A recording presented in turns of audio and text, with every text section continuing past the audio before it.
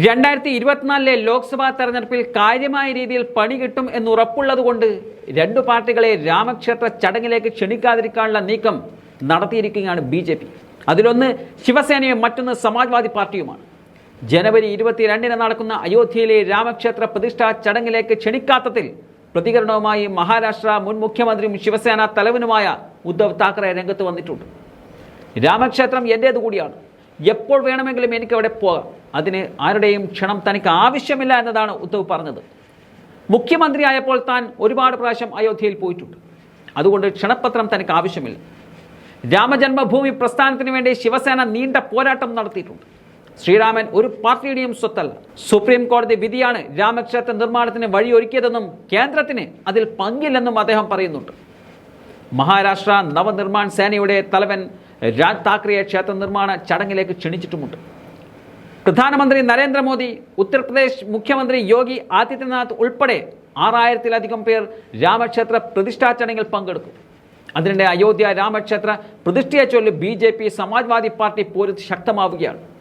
ശ്രീരാമൻ വിളിക്കാതെ ആർക്കും അയോധ്യയിൽ എത്താൻ കഴിയില്ല എന്നതാണ് സമാജ്വാദി പാർട്ടി അധ്യക്ഷൻ അഖിലേഷ് യാദവ് പറഞ്ഞത്.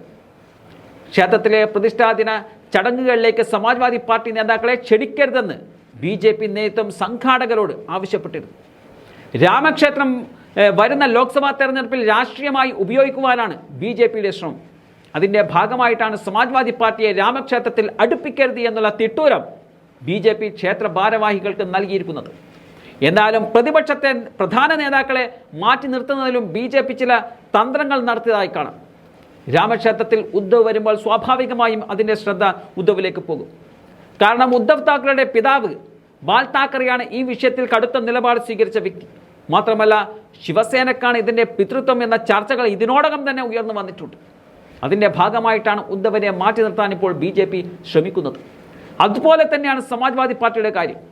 UPയിൽ നിലനിൽക്കാൻ സമാജ്വാദി പാർട്ടിയെ ഒതുക്കേണ്ടതുണ്ട്. കോൺഗ്രസിനെ ക്ഷണിച്ചതിലൂടെ കോൺഗ്രസിനെ ത്രിശങ്കുവിലാക്കാനുള്ള കൂർമ്മബുദ്ധിയും BJP കാണിച്ചിട്ടുണ്ട്. അങ്ങനെ കൃത്യമായ പ്ലാനോടുകൂടിയാണ് BJP ഈ വിഷയത്തിൽ നീക്കം നടത്തിയിരിക്കുന്നതെന്നും കാണാൻ സാധിക്കും.